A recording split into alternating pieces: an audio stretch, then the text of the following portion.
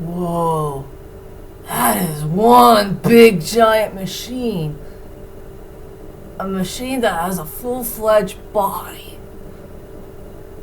And some teeth? That's the most weirdest looking machine I have ever seen in my whole entire life. A robot that has teeth. Beats me. Well, Shinji, you better get into that thing right away because the whole world is in danger and we need to find a way to keep it safe away from these unknown enemies that we do not know of. So, let's get going right away! If you know what I mean. Well, anyway, hi ladies and dudes. This is Rebecca Lynn Barkley, aka Boobop1987. This is my review for today. And today, I finally found another movie review that I really want to do for today. And yes, ladies and dudes, I decided to go ahead and do a movie review that featured one of the best popular TV series of all time, Neon Genesis of Evangelion. I know this anime very well, but I only know some parts here and there, and I did see a couple of episodes about it, both in the English and the Japanese. I can't remember much about the Japanese, but I know the English dub pretty well. That came from ADV Films, you know, back when it still exists.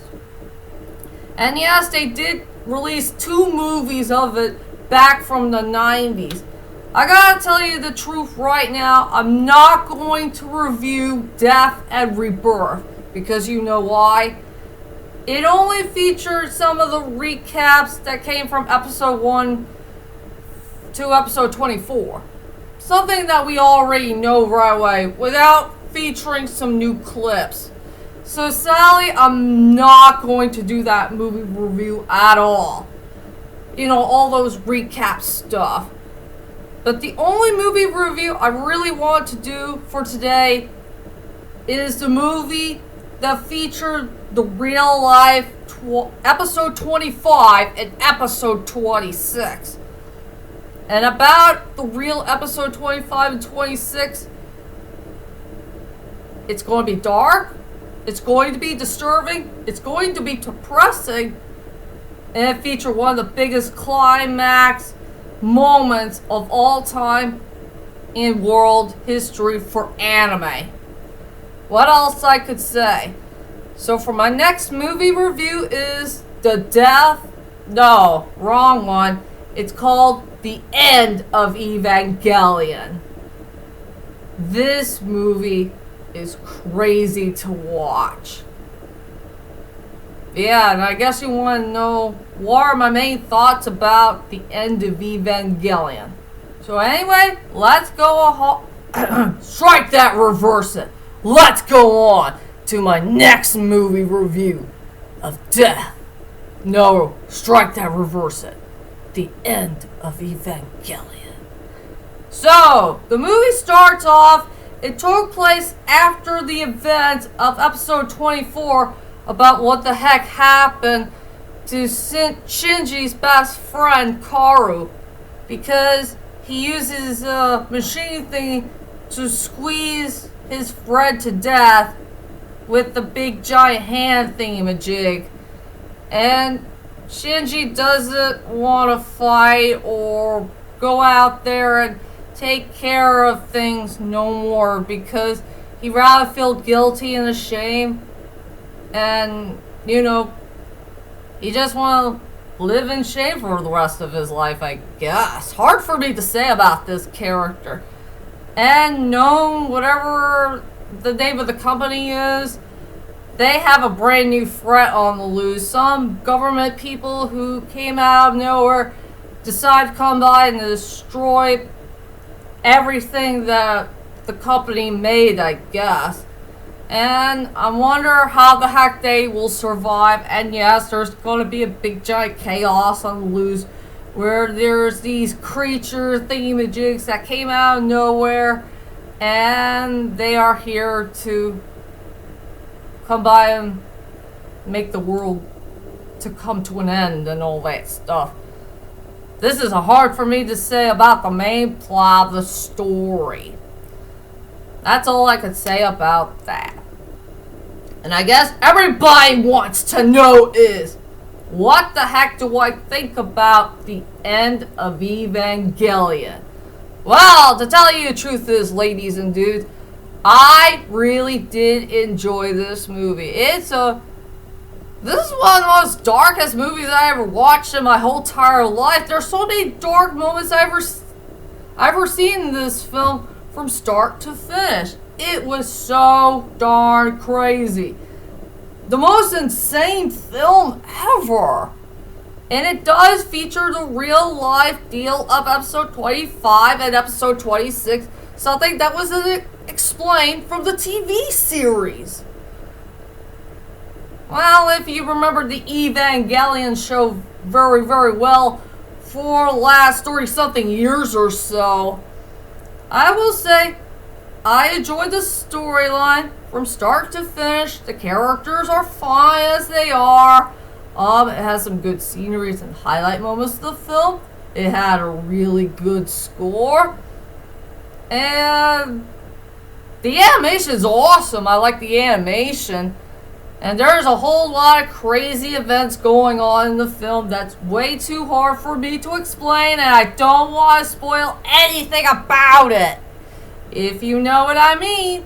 So, let's head on to my strongest points and the weakest points of the end of Evangelion. I will say for my strongest point of the movie is the dark and edgy storyline. This movie was pretty darn dark, pretty darn disturbing, very darn impressing. And like I said, I don't want to spoil anything because you gotta see the movie for yourself.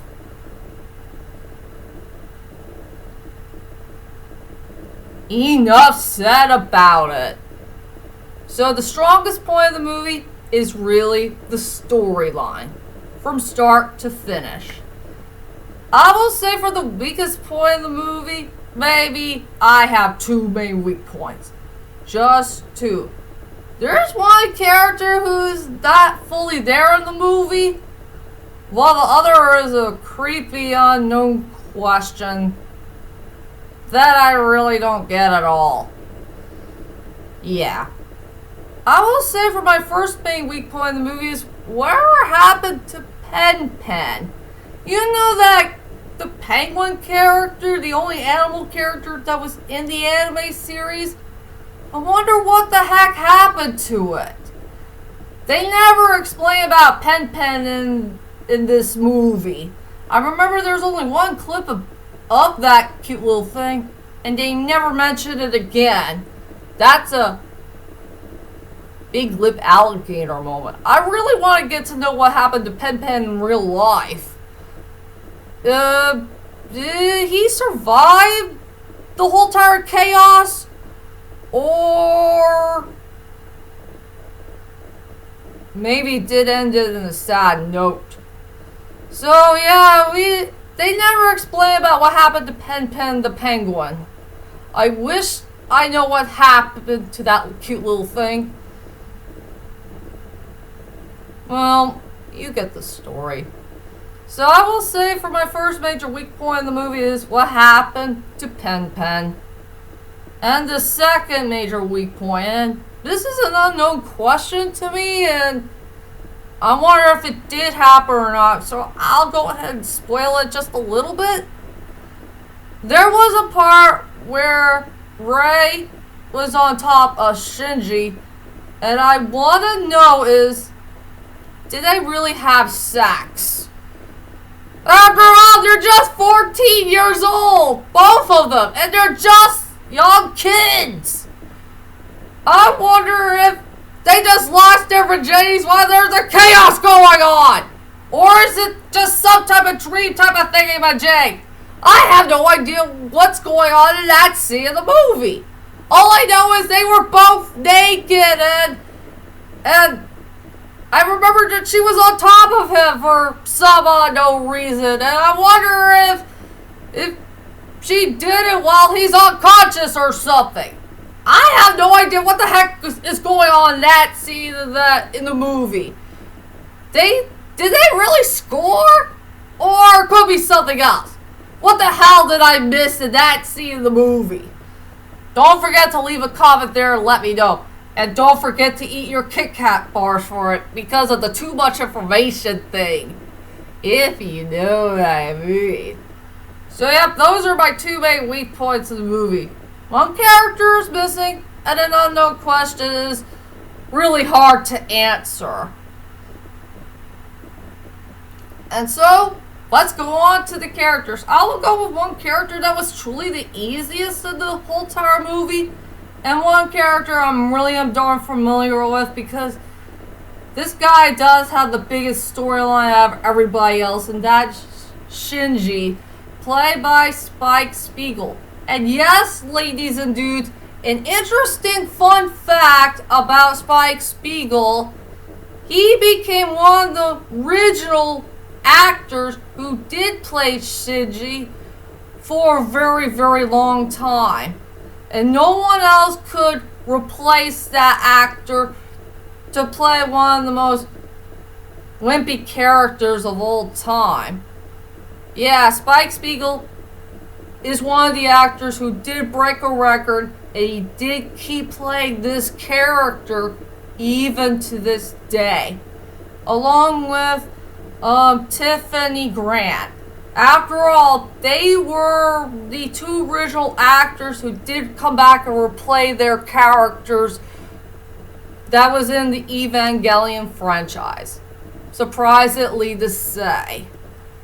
That was a great fun fact to be found. That's for sure.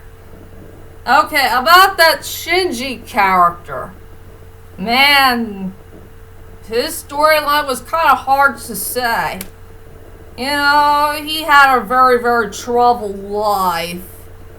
He always been down and depressed. He always runs away, and he believes that he's a coward. He's a wimp, and he has no idea what to do in his life. He had trouble with his parents, and well, his mother died when he was young, and his father had left him for some unknown reason, and he became one of these kids who needs to pilot that weird machine that has teeth in it. And he did make friends with that Karu kid, but he did not know he was an angel. And then he killed him while he was in his machine thing. No wonder this kid had a rough and tough life.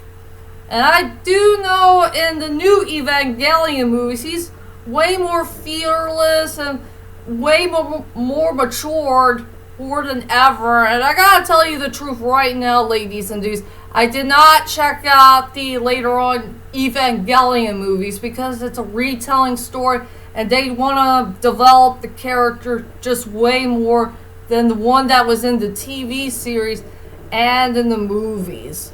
Well, the old movie that has the great old animation in it. But if you guys want me to do the later on Evangelion movies, the ones that feature the retelling story and really cool, awesome animation and all that stuff, maybe I'll give it a watch and I'll think of something to do one of those movie reviews one day for season 12. I swear to that. Well, ladies and dudes, I think that's all I could say about the Shinji character. I just feel bad for the kid, and he needs a better life. That's for sure. And now, ladies and dudes, it is time for my final thoughts of the end of Evangelion. Overall, the end of Evangelion is one of the most dark and depressing movies I have ever seen in my whole entire life, but in a very good way. It had a dark and scary storyline. The characters are the same as usual. It has good animation. great drama, great score, and yeah, like I said, I don't want to spoil anything. Something that'll make us cry. And yeah, it has one crazy climax of a scene that we will never forget in anime history. So, for my rating for this film, I decided to give it a 9 out of 10. Please watch this movie to believe it. After all, it is the real deal thing that took place in episode 25 and episode 26. Something that we never seen on TV for real, if you know what I mean.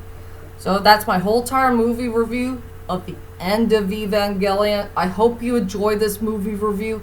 And join me next time for more movie reviews to come in the later on future. Whichever else it'll be. I swear to that. So, that is it for now.